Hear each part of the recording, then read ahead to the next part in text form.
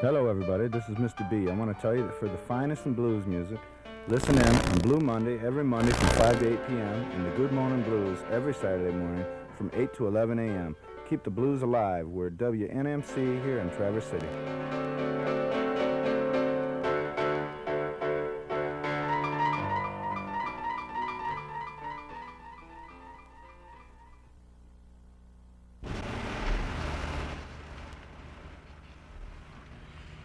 Hello and welcome to the Traverse Bay Radio Theater. I'm Don Kuehlhorn.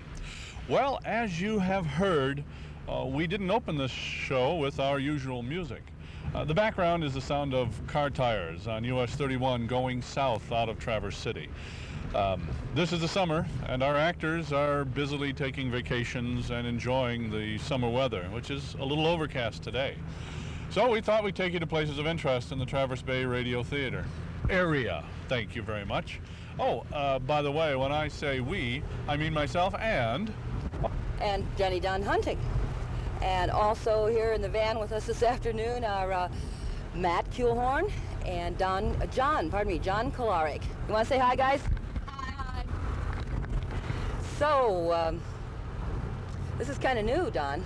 Usually our format is to be acting some kind of theater on the radio, and today we're doing a little traveling. This is kind of different. A little road show.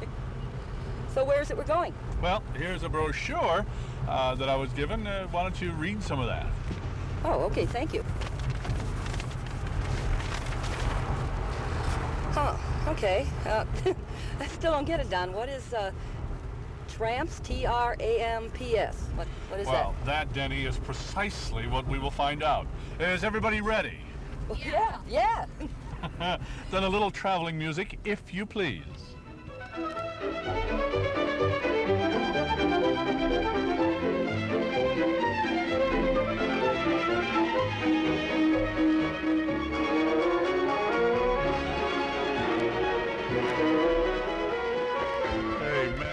John, look at this. This is a Christian Eagle. Christian Eagle. Yeah. It's built by Byron. It's all styrofoam.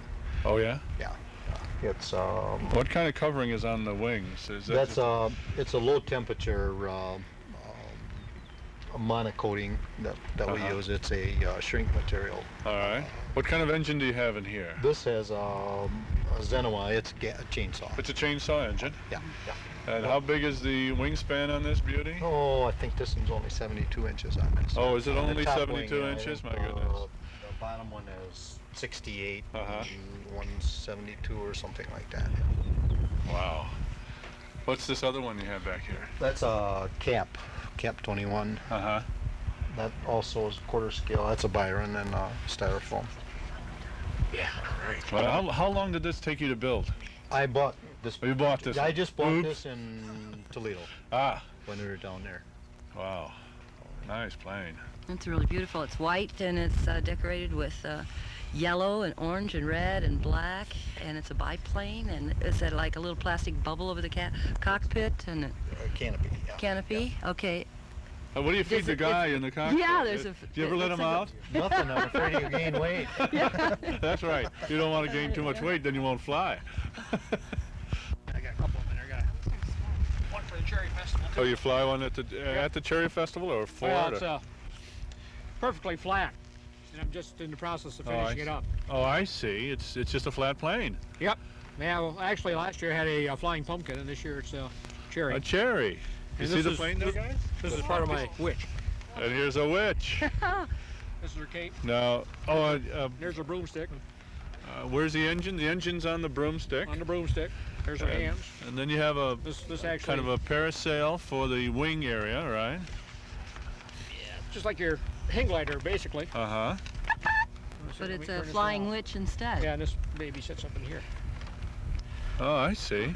And she made us styrofoam? Yeah. Okay. Yeah, this is same as you use on your house. So it's an insulating board. And when do you fly this complete guy? with orange hair, look. Yeah, lovely hairdo. Yeah. When do you fly this? Where does well, whenever. This fly? Oh, it's just a fun toy? Yeah, it's just something a little different. But,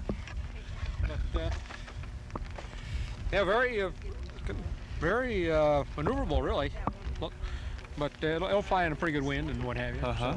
Wow. That's kind of interesting. That So people see witches flying around. Yeah, right. it could very well be true. It's true. My goodness. Right. Okay. And the cherry? When are you going to fly that cherry? Yeah. Or is, I don't know if I'm going to fly it this year or not, to be honest with you. I'd say I'm using it more for advertising and what have you. has it flown? Does it No. fly?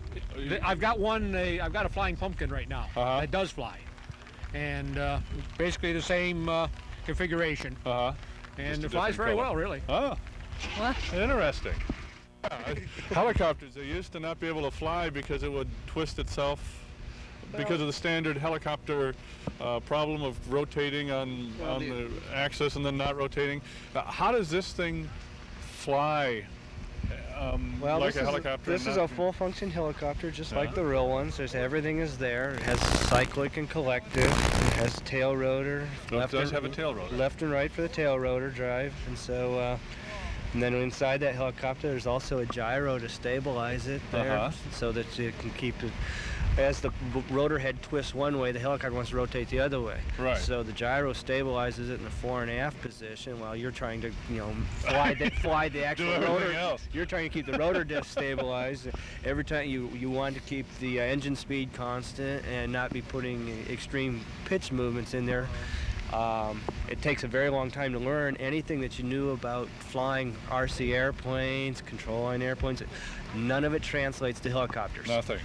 Nothing. The only thing you really know is a little bit about radio connecting and setting up your engine. But basically, it's 40,000 parts all trying to get away from each other. So. Don, I've never met a helicopter pilot. Can we have to ask this man his name? All right, and your name is? My name's Mike Hainen. Mike? And you can't really classify me a helicopter pilot yet. This is the first one. I see.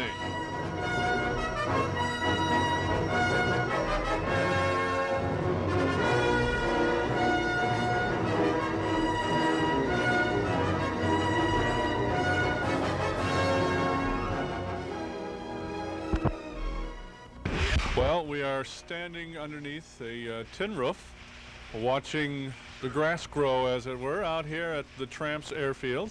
And TRAMPS, this is Duane Dennis, and TRAMPS stands for what, Duane?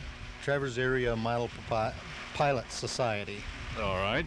And that is just radio-controlled airplanes. Right. We have, our club itself has grown in the last 3 years, and I think that we're up to between 55 and 58 members. A lot of the members do not include families. There are family memberships, so that actually embodies why we are more than 55 or 58. But we've experienced some real nice growth in the last few years. All right. It is raining right now. That means you're not going to be able to fly. Unfortunately, yes. Well, we might be able to start an engine or two and get some noise up on what these little guys... I think that can be arranged, yes. All right. Tell us about the airfield.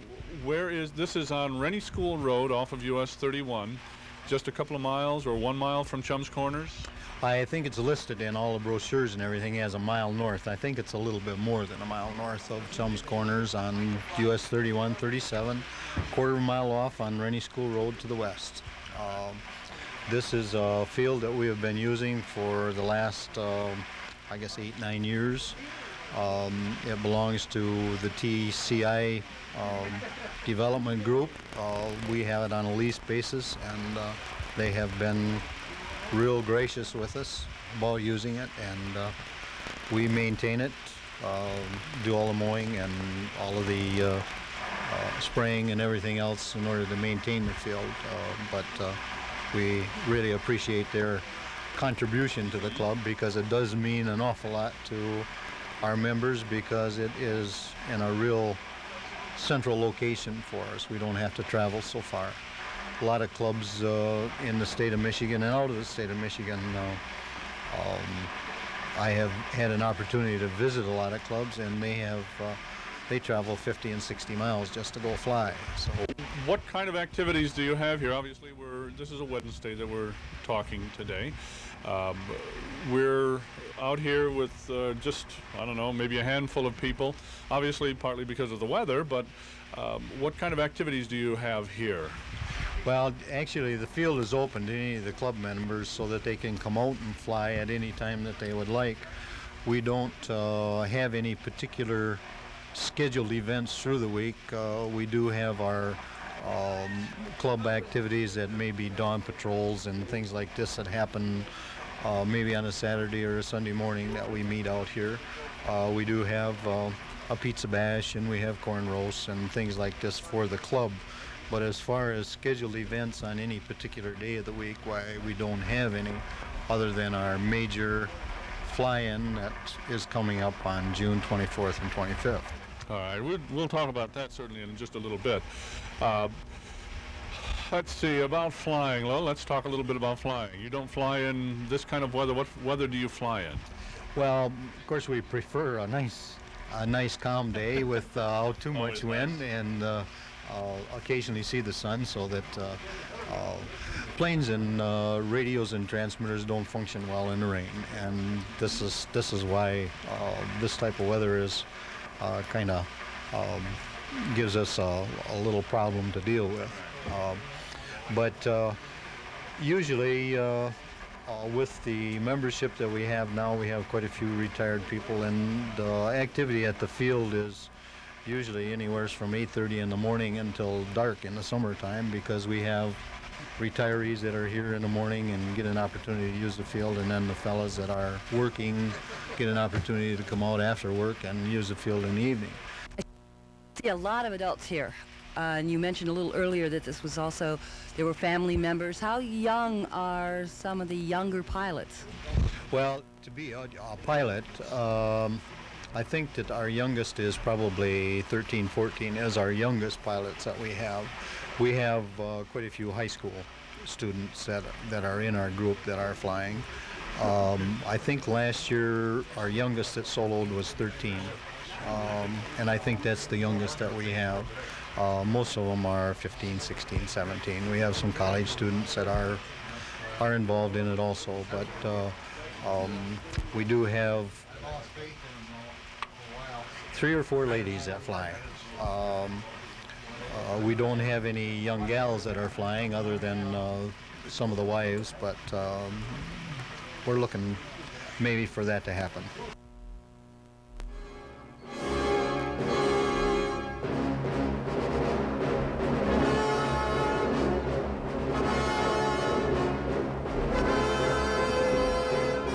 Ezra is vice president. You can talk to her. All right. Well, Jack Snook, you're here, so let's to get some talk. What are model airplanes? What does it mean by a model airplane? There are various categories of model airplanes. Some are scale models. They're miniatures of the full-scale airplanes. There are airplanes that are meant strictly for pattern work. These are generally high-speed airplanes, and are used in precision acrobatics. This is called pattern work. Then there are just fun-fly airplanes. They don't fall into any category, really. They're just something that flies. And if a fella enjoys just going up in the air and doodling around doing nothing in particular, this is the type of airplane he would have. All right. What kind of airplane do you have? Or do you have several? Yes, I have several planes. I got 6 of them that are ready to fly. I prefer the pattern type airplane, although I'm not a good pattern flyer. But I also go into the scale airplanes. Mm-hmm. Are there contests that rate you as to proficiency? Oh yes. There was one club I belonged to in Canada, the Canadian Sioux. They were almost strictly pattern flyers, and there were contests in this. But I was never a good pattern flyer, so I flew more or less for the fun of it. I can't say I ever won any awards. Might have won a booby prize once. Yeah, right. Do you build your own? Do you buy them fully ready to fly? No, I've never bought an airplane, although several fellows have. I always buy what they call the kits. And believe me, these kits are not really kits. They're about all you get are a set of plans and some wood, and you do the work from there on. And usually the plans aren't any good. What's the biggest plane you have? The biggest plane I have is a 6-foot wing. It's a biplane, a Waco YMF-3. Mm-hmm. It's a model of a 1941 full-scale airplane. That is the biggest one I have, and it has a 120 engine in it. What do these numbers mean? I've seen them. I used to have, I bought one that was fully built. It was a wire controlled. It had a .61 engine on it. What do those numbers mean? It's cubic inches. Oh, all right. Cubic inch displacement. That would be a .61 cubic inch displacement. Mine in the Blanco happens to be a 1.2 cubic inch displacement. Is there some sort of power equivalent, some sort of speed equivalent, something that could... Yes, there is a power equivalent, of course, but I'm not familiar with this. All right. Well, that's it. How many people do you get to fly out here at one time? We try to hold it down to 4, simply because we don't want collisions in the air, and more importantly, we don't want any of the spectators hurt. This could happen. Airplanes collide and go out of control. And it has happened that we've had radio interference and our radios became faulty and airplanes went out of control. But luckily, we haven't had any serious injuries here.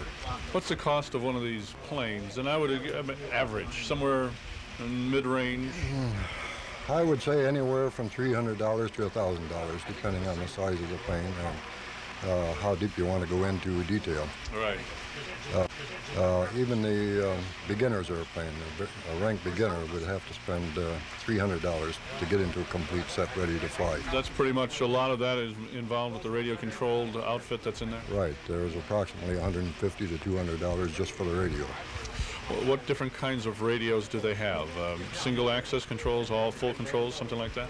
I don't think we have anything here less than 3-channel control, which would be engine throttle, elevator control, and rudder control.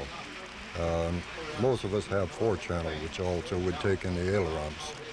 But then we do have other fellows that have 6- and 7-channel radios, and they can get into such things as smoking devices or bomb-dropping devices, retractable landing gear, and so on. Oh, that'd be neat. Oh, yes, yes.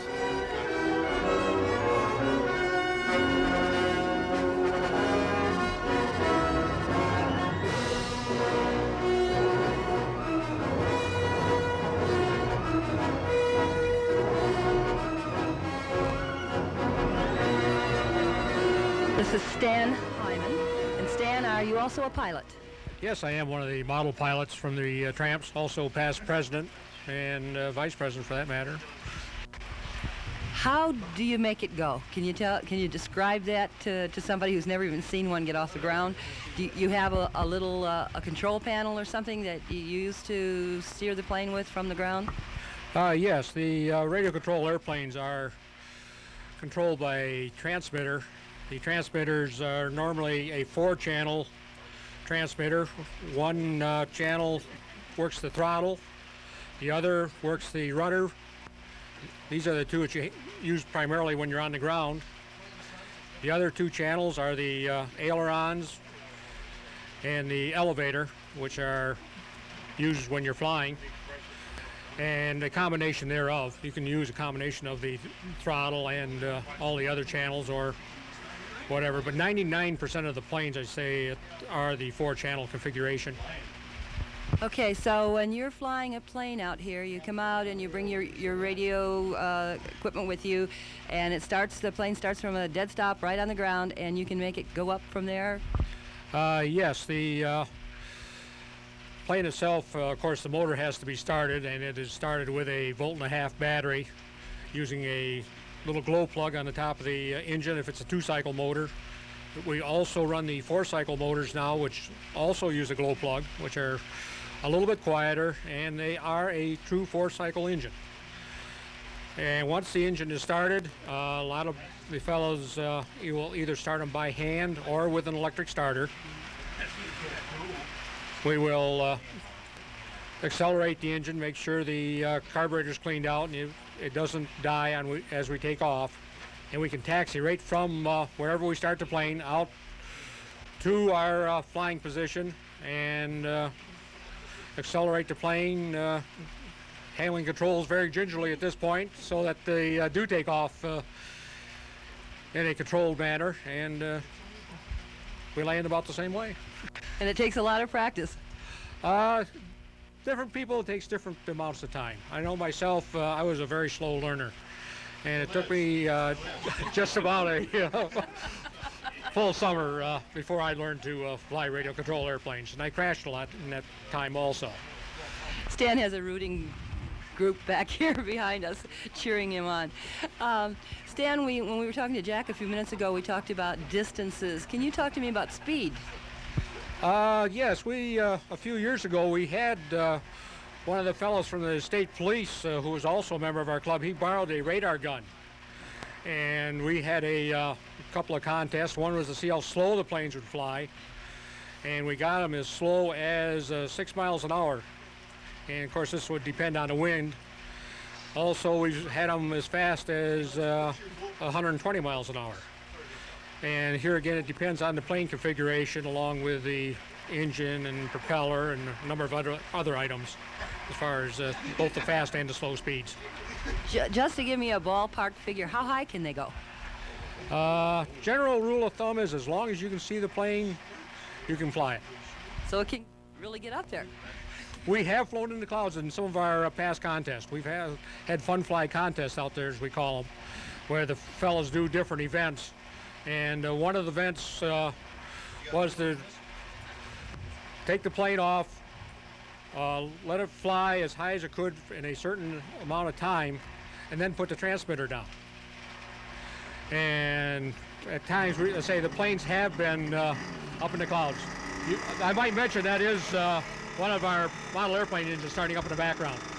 All right, and they do make a lot of noise, don't they, Don? Yeah, they do. We want to go over here and talk about what they're doing? Well,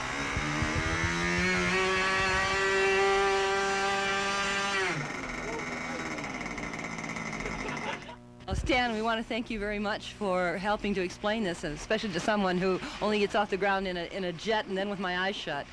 Well, it's been my pleasure. I hope we get a chance this evening. I know it's raining pretty hard here. I got a little surprise in the car if we can get her out here. Oh, I love surprises. yeah.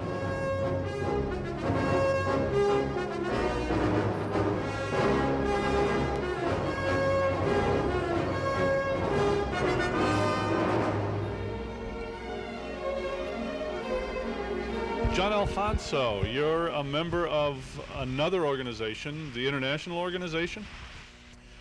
Yeah, IMAA, International Miniature Aircraft Association.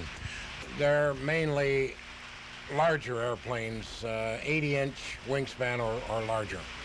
And they're usually scale models of full-size aircraft. All right, 80 inches is over 6 feet, 72 is 6 feet, so we're talking 9 foot or 7 foot? 7 foot or larger. So larger. What kind of aircraft do they look like? Is there a special kind of aircraft? Anything. I have a 1/5 scale model of a P-51, which was a World War II fighter plane. I also have a 1/4 scale model of the original Piper Cub, J3 Piper Cub, which is a 9-foot wingspan. They're scale models of almost every aircraft that's ever been built. All right, now these you build yourself? Yes. From kits? Yep. From a kit or from your own design? Either way, well, normally a scale model is a copy of an existing airplane. Okay. So the people will reduce plans, or you can do it yourself, reduce them down to size, and it's what they call scratch built, where the guy just cuts everything out of the wood, all the shaped pieces. Or you can buy kits, where the shaped pieces are done for you.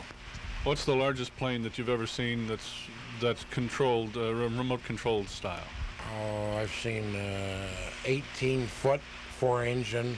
These are specials at some of the national shows. Extremely large, like 300 pounds, radio controlled. Do they have people sitting in them? No, not quite, but it takes 2 guys to fly it. Wow, 2 guys because you need radios. enough radios? There's so much equipment on there that 1 radio won't do it. So 2 guys, takes 2 guys to fly it. How long does something like that stay up? If you have 4 engines burning fuel and flying around A 300-pound airplane with that much power can carry as much fuel as it wants. Oh, I see. So it's not a problem. How long is an average flight for any one of these planes? Normally 10 to 15 minutes. I like to stay up about 10 to 15 minutes. The airplanes, you can put tanks in them. My airplanes are all larger, and they'll take tanks. You could probably stay up an hour if you wanted, or longer, but 10 to 15 minutes is a good time. Okay. Right. The airplane I have with me is a 1/4 scale of a Stearman, which is an old Army-Navy trainer, a double-winger airplane from back in the 30s. The airplane weighs 42 pounds and has a 10.5 horsepower chainsaw motor. Wow. 10.5 horsepower?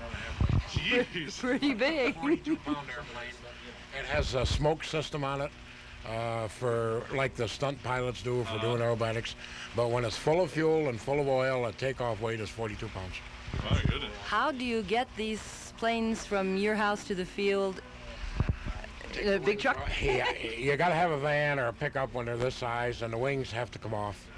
The wings on this are 103 inches, and there's two wings. It's a double winger, so it's a lot of pieces. Yeah. So you need some storage area at home too. Right, and an airplane like this usually takes 15 to 20 minutes to put together because of all the guy wires, and I mean, it's an exact scale of the original airplane. So there's a lot of preparation just after you get the... Together, yeah. This particular type airplane.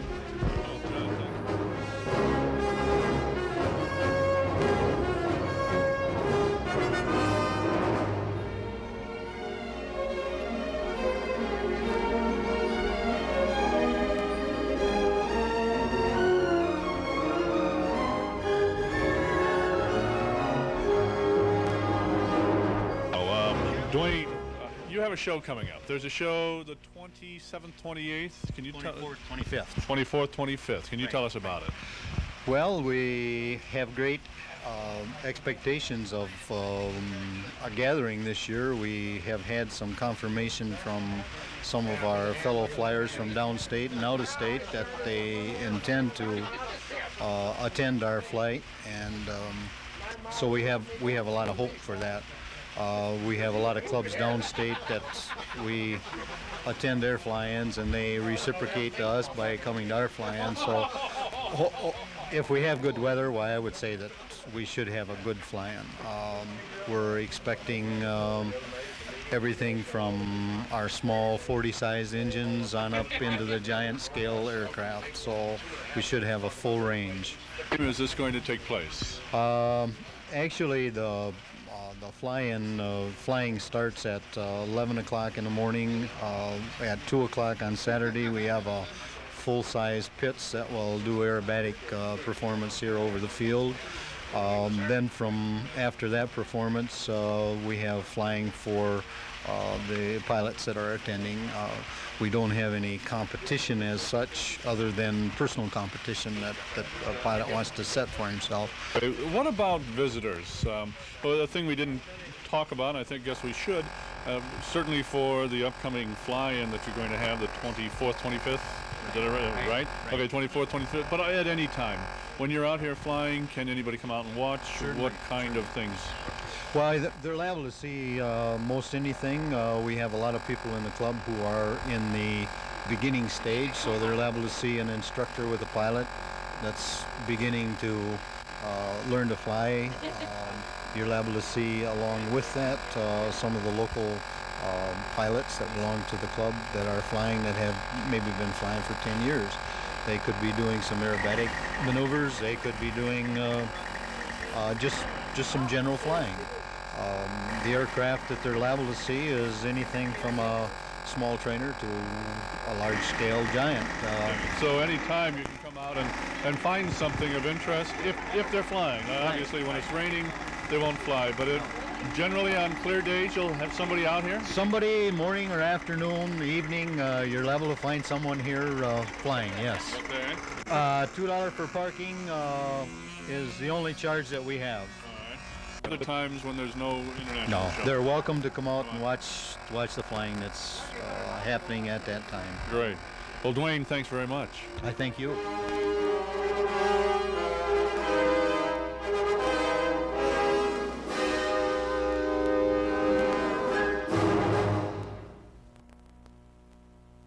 We did our first show here. We went out and see the Tramps. What'd you guys think of those model airplanes? And although we didn't see them really fly all that much, what'd you like? What'd you think about them? I liked them. Same here. What do you think? You're gonna buy one? You're gonna get one when you grow up?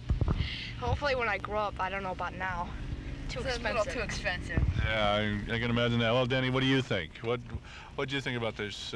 Your first show, not performing but asking questions. Well, I was fascinated. I've never been that close to a model airplane before, and the only sad thing about this whole thing, Don, is that the people listening to us can't see how really intricate and beautifully built and beautifully colored these model airplanes are. I hope people show up for the fly-in. That should be fun, that fly-in, especially Saturday and Sunday watching all the different planes. I want to see some of those big planes fly. That should be fun. Yeah, I can't imagine getting one of those great big planes off with a little tiny engine in it. You know, it's really fascinating. The little plane that did fly that while we were out there mirrored against the sun peeking through for just a few moments in the west was really beautiful. It was beautiful. Yeah, it's unfortunate that we didn't have many more planes flying. Now, what do you think about doing this for the rest of the summer, going different places?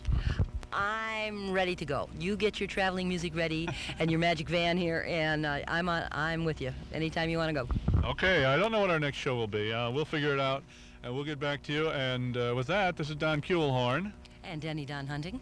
For the Traverse Bay Radio Theater. You're listening to WNMC 90.9 FM right here in Traverse City. And little traveling music, if you please.